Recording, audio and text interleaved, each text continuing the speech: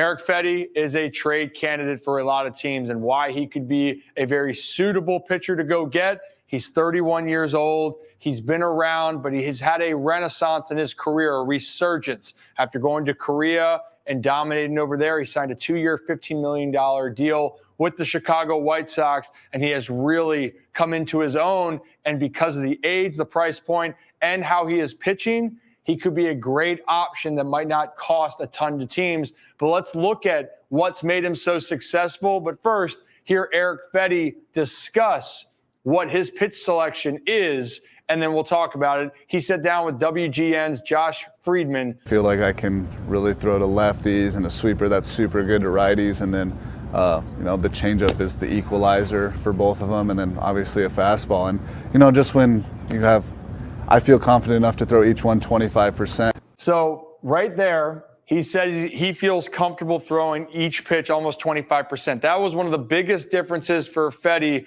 Was he throws a four-seamer, a sinker, a cutter, a changeup, and a sweeper. Really, I'm going to take out the four-seamer because his fastball just has movement. But you're going to see in the example here how he uses those pitches, and because he's throwing them a lot more, he's planned out how he's going to pitch more, that his unpredictability has gotten better. That's what I'm trying to say. And when you can be more unpredictable and keep hitters off guard, you can have success. So here we go. We're going to see him throw his cutter into Anthony Santander here. He pitched a great game against Baltimore earlier this season.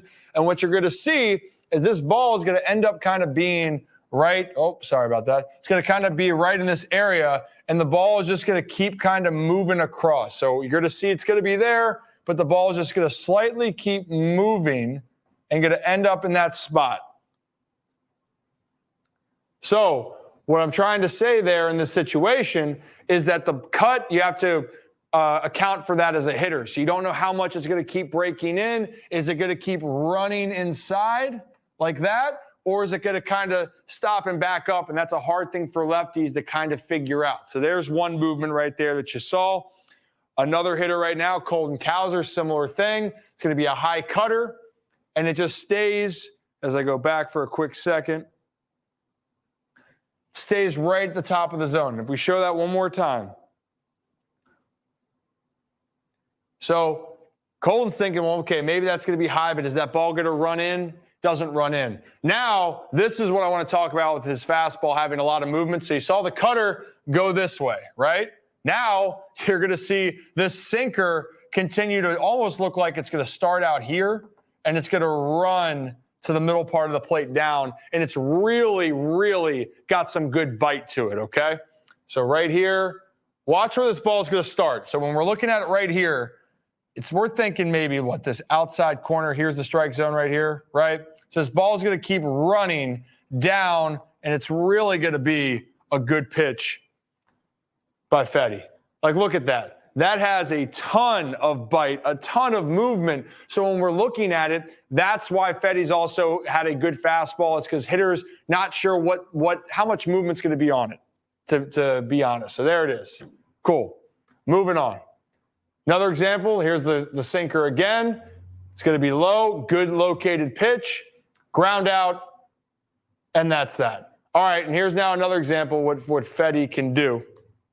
And if I'm watching this correctly, this is going to be even when he's in hitter's count. So it's a 2-1 count. I want to go back here for a second. So this ball is literally right down the middle, right? But because of Ryan O'Hearn thinking, okay, is he going to throw that cutter that's going to run in on my hands, or is that ball going to go the other direction? On a 2-1 pitch, you want to try to get off a better swing, obviously, but Ryan O'Hearn's timing's a little bit off. He's not sure which direction it's going to go. And so a pitch that he could have driven, he cuts it.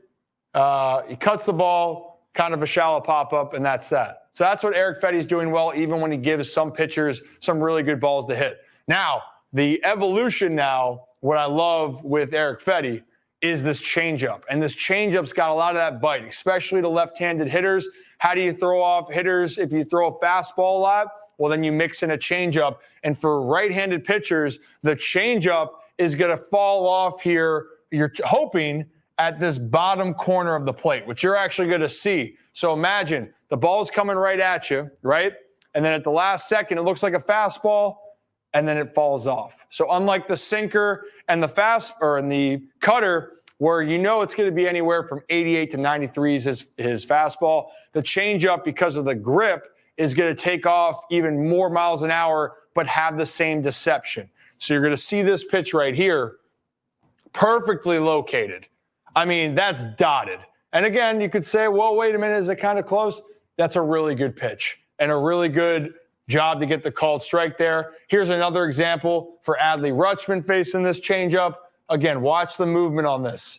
Ball starting right here, so you think it's a fastball, that sinker. You think it's that sinker going away, and then it's going to continue to fall, and Adley's going to end up rolling the ball over. So it's that movement. It's that movement that makes it special for him, right? Now, this is an interesting thing right now for Erick Fedde, because he made a big difference, or a big change, at least with one pitch, and that was he got rid of the curveball. So this is 2022 when he played for the Washington Nationals so far, right? Fedde said, and you'll hear him talk about it in a second, but I wanted to show you the curveball first, okay?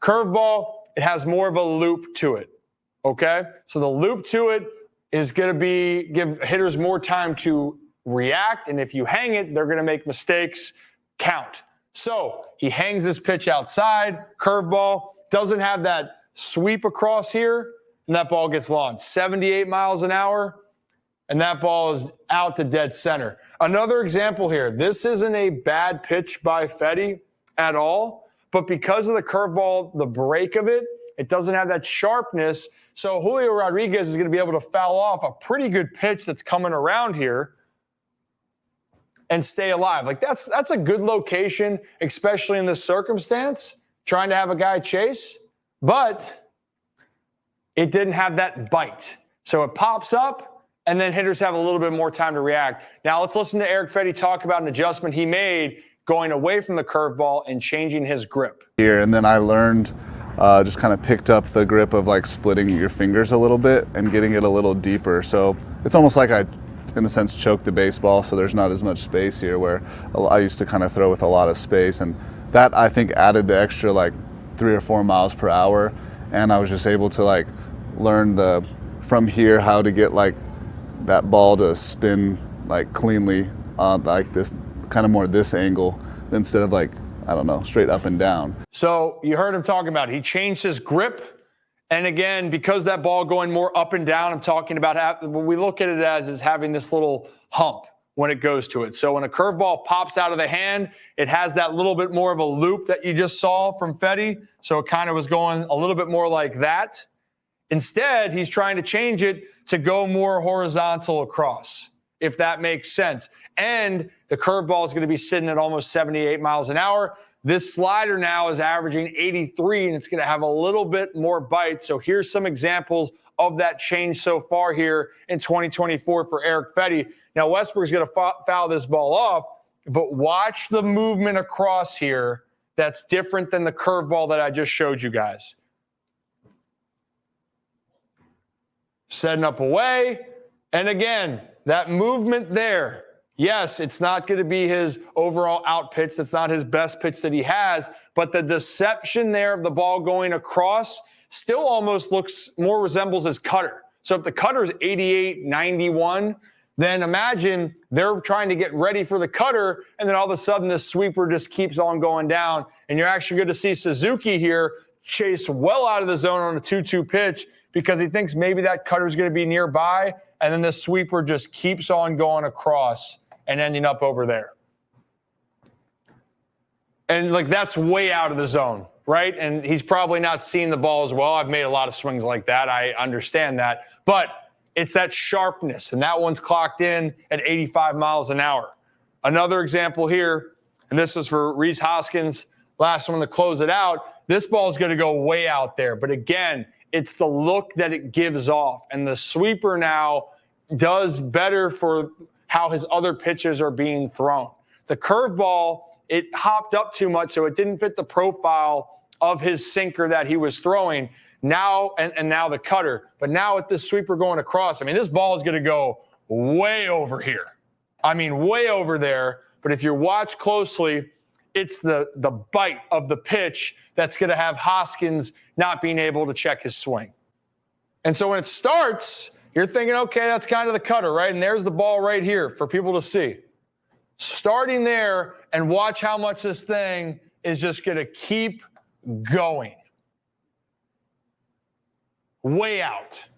And I mean, look, that ball is literally in the other batter's box. I'm in the middle of the other batter's box. But again, it goes back to look how much bite this ball has.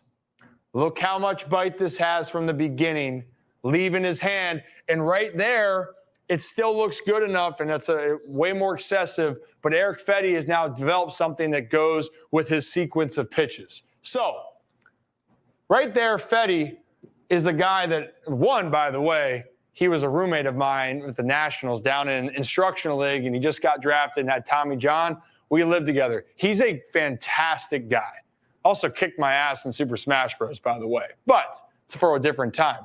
But for Fedde, he's a guy that for the right price, a lot of teams are going to make a move for him because he's seasoned. He's pitching with a lot of confidence. He's under team control for one more year. And quite frankly, it's going to cost less to get him than a guy like Garrett Crochet, who's 25 years old, that still has to go through some arbitration before he can be a free agent. So Erick Fedde, I expect to be at the top of a lot of teams' list as they try to upgrade their rosters before the trade deadline. And if you like this breakdown, hit that like and subscribe button, and we will talk about other trade